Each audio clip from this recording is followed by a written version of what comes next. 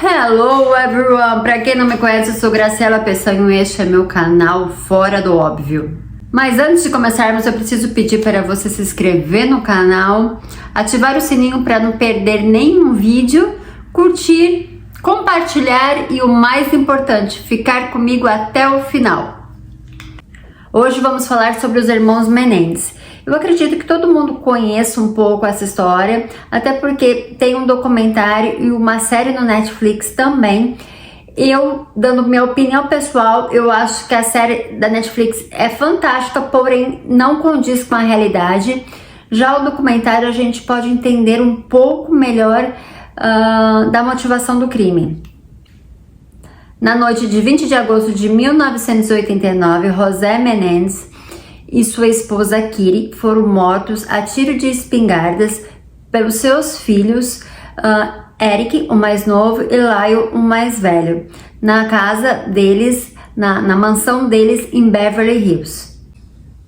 José Menendez era um cubano que veio para os Estados Unidos aos 16 anos, depois da Revolução de Cuba. Menino de classe média alta, filho de atletas, seu pai é um famoso jogador de futebol e sua mãe nadadora profissional. José viu seus pais perderem tudo depois que Fidel Castro tomou o poder de Cuba e confiscou os bens das famílias ricas e das famílias de classe média alta. Mas depois de alguns anos, já nos Estados Unidos, ele se tornou um milionário bem-sucedido. José conheceu a sua esposa Kitty na Universidade em Chicago. Kitty nasceu de uma família de classe média no subúrbio de Chicago. Filha de pais divorciados, ela se tornou uma jovem deprimida. José e Kitty tiveram dois filhos, o Eric, que na época dos fatos tinha 18 anos, e o Lion, que na época tinha 21 anos. Eles eram uma família perfeita, uma família norte-americana perfeita, dos portões da mansão para fora. Para dentro, coisas cabulosas aconteciam. A família Menendez morava no zip code mais caro dos Estados Unidos. Eles moravam no CEP mais caro dos Estados Unidos, do país inteiro. Os meninos, apesar de serem filhos de pais milionários e viverem ao redor de pessoas milionárias, eles estudavam em excelentes escolas particulares aqui nos Estados Unidos, mas eles não tinham o mesmo poder de compra que os amigos milionários. José era um homem muito severo, mesquinho com os filhos. Então, já na adolescência, eles tendo a necessidade de ter o mesmo tênis que o amigo, a mesma roupa que o amigo. Isso acontece, né, na adolescência. Eles começaram a roubar os seus vizinhos. Eles viam que tinha um vizinho ali que tinha ido viajar, algo assim, não estava na casa, eles iam lá e roubavam joias, roubavam alguma coisa para poder manter aquele padrão perante aos seus amigos. Coisa totalmente errada. Eles foram presos. Foi depois dessa prisão que o Eric, o filho mais novo, ele começou a fazer terapia, porque foi um pedido da justiça, que eles eram menores de idade, né? Então que o Eric fizesse terapia. Foi então que ele começou a passar por um psicólogo que tinha uma conduta extremamente errada, na minha opinião. Ele passava toda a informação da consulta que ele fazia com o Eric para o pai do Eric. Então, era uma consulta entre o médico, o psicólogo e o paciente, mas o pai sabia de tudo que acontecia, sabia de tudo que o Eric falava. Depois de uma vida toda de abusos, porque esses meninos, eles foram abusados a vida inteira, eram abusos morais, psicológicos e abusos físicos. Eles decidiram dar um fim nesse sofrimento e planejaram a morte dos pais. Não se fala que a mãe, que a Kitty, ela participava dos abusos, mas que ela era conivente aos abusos.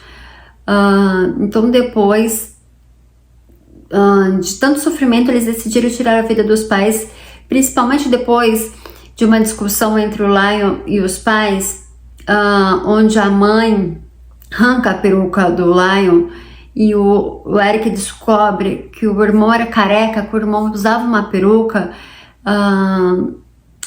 ele ficou careca, o Lyle ficou careca devido ao estresse de uma vida toda, só que o pai não aceitava um filho careca, então ele foi obrigado a usar peruca e esconder isso de todo mundo, inclusive do irmão, do melhor amigo do irmão mais novo. Foi então que o Eric confessou também ao irmão que ele, mesmo já tendo 18 anos, ele ainda era abusado pelo pai. Foi então que os dois armaram essa morte. Eles compraram espingardas e decidiram, numa determinada noite, acabar com a vida dos seus agressores. O crime parecia perfeito. Eles não foram presos, eles não foram nem suspeitos. 6 meses após a morte dos pais, o Eric, ele já não aguentava mais a sua consciência, então ele procurou o seu psicólogo e acabou contando sobre o crime para ele. Imediatamente o psicólogo entrou em contato com o Lion, o irmão mais velho, e combinaram que os dois garotos, os dois jovens, precisariam fazer terapia.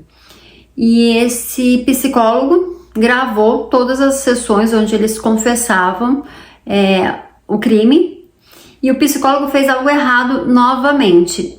Ele contou para a sua amante que os meninos haviam matado os pais. Foi quase um crime perfeito, até que esse psicólogo ele resolveu terminar a sua relação com a amante, e a amante também foi até a delegacia, contou que sabia que os meninos tinham matado os pais, e contou também que o psicólogo tinha as fitas gravadas, né, com áudios, onde os meninos confessavam que tinham ceifado a vida dos pais. Os meninos foram presos e o seu julgamento aconteceu no ano de 1990. Os promotores alegaram que eles eram garotos privilegiados, mimados e ansiosos por uma fortuna de 14 milhões. Durante o julgamento, tanto a advogada de Eric quanto a advogada de Lyle alegaram que José era física, emocional e sexualmente abusivo, e Kitty era viciada em drogas, álcool, fisicamente abusiva e facilitadora de José. Mediante um empate, já que todas as mulheres do júri votaram a favor dos garotos, os homens votaram contra. Então o júri foi cancelado. O novo júri, realizado em março de 96, os jovens Eric e Lion foram condenados por 2 acusações de assassinato em primeiro grau e condenados à prisão perpétua. Anos depois, o jornalista independente começou a investigar a morte de José e de Kitty, e foi esse jornalista que descobriu que o Roy do Menudo tinha algo a dizer. Esse jornalista ele foi até Porto Rico para entender melhor como era a relação do José com os Menudos, uma vez que o José era empresário do grupo Menudos.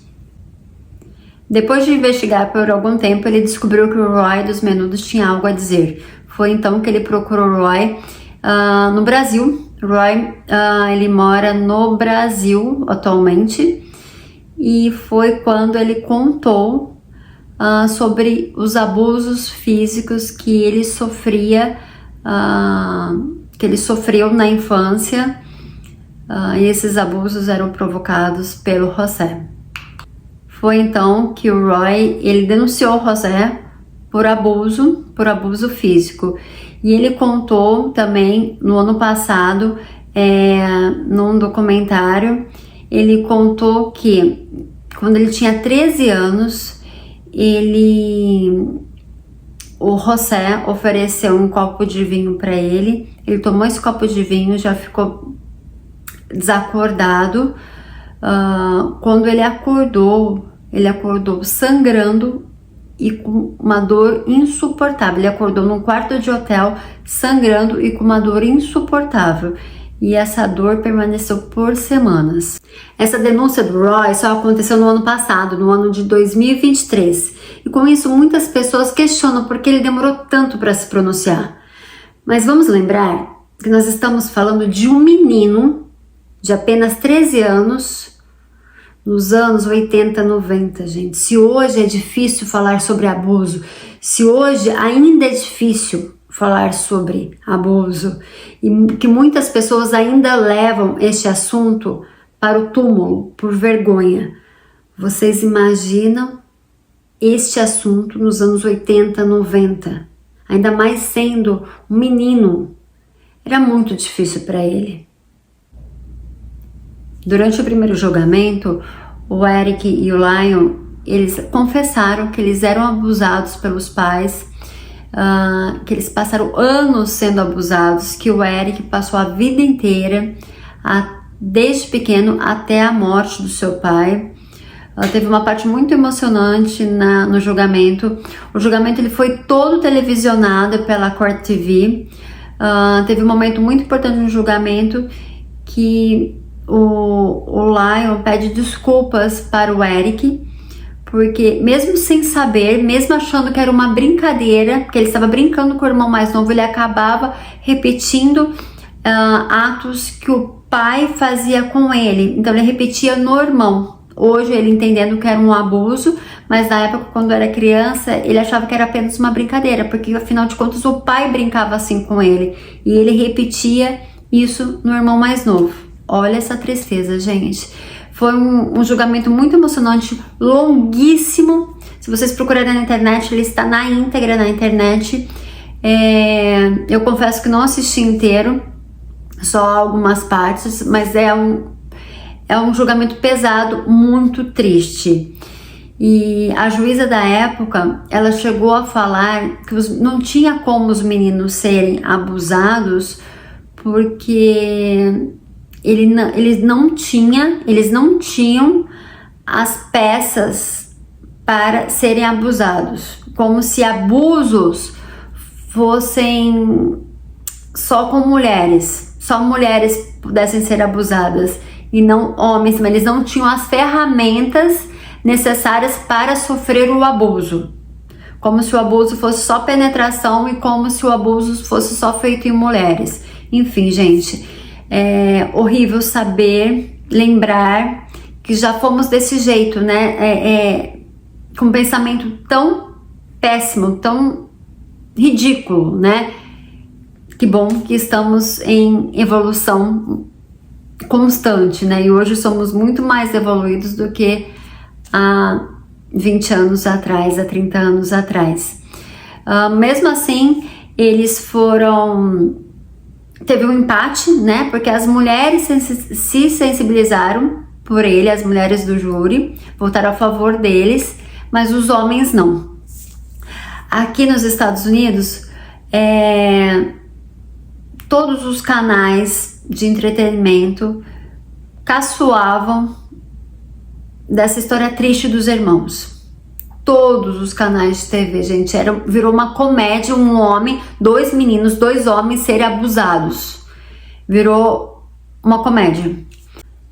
O segundo julgamento não foi televisionado, a defesa não pôde falar sobre os abusos, foi então que os meninos foram condenados. Em 3 de maio de 2023, os advogados assinaram uma petição pela absolvição dos irmãos por causa de novas evidências. Uma carta que o Eric escreveu 8 meses antes do crime para o primo já falecido, onde ele conta sobre os abusos sofridos pelo pai e as alegações do Roy do Menudo, que afirma que foi estuprado e drogado por José nos anos 80. O promotor público de Los Angeles apoia fortemente o pedido de clemência dos irmãos Menendez. Ele escreveu cartas em nome de cada irmão ao governador da Califórnia, dizendo que as alegações confiáveis de que Eric e Lion foram vítimas de abuso sexual e físico nas mãos do seu pai. O autor disse que se comunicou várias vezes, em vários momentos, com os familiares de Kyrie e de José Menendez, e que todos os familiares, exceto o irmão da Kyrie Menendez, apoia que os meninos, que os irmãos devem ser soltos imediatamente. Numa coletiva que aconteceu semana passada aqui nos Estados Unidos, um dos advogados afirmou que até o Thanksgiving os irmãos estarão soltos. Vocês não pediram minha opinião, mas eu vou dar assim mesmo. Não é certo, eu não acho certo tirar a vida de alguém. Eles tiraram a vida de duas pessoas, eles tinham que pagar por isso, eles pagaram. Pra mim, eles pagaram muito a mais do que deveriam, porque com os pais que eles tiveram, esses meninos sofreram a vida deles inteira, enquanto eles sofreram de quando nasceram até a morte dos pais, depois eles sofreram na prisão, gente, pelo amor de Deus. Esses meninos sofreram muito, muito, muito, muito. Você imagina você passar a sua vida inteira sendo abusado? Eu não consigo me imaginar. É muito triste. Eu acredito na inocência deles, sim. Acredito. E eu torço para que até o Thanksgiving esses irmãos estejam soltos e possam viver felizes. Quero saber agora a sua opinião sobre isso. Deixa no comentário. Agora me conta aqui, você gostou desse vídeo? Você quer mais vídeo assim sobre crimes aqui nos Estados Unidos? Me deixa no comentário e até o próximo vídeo.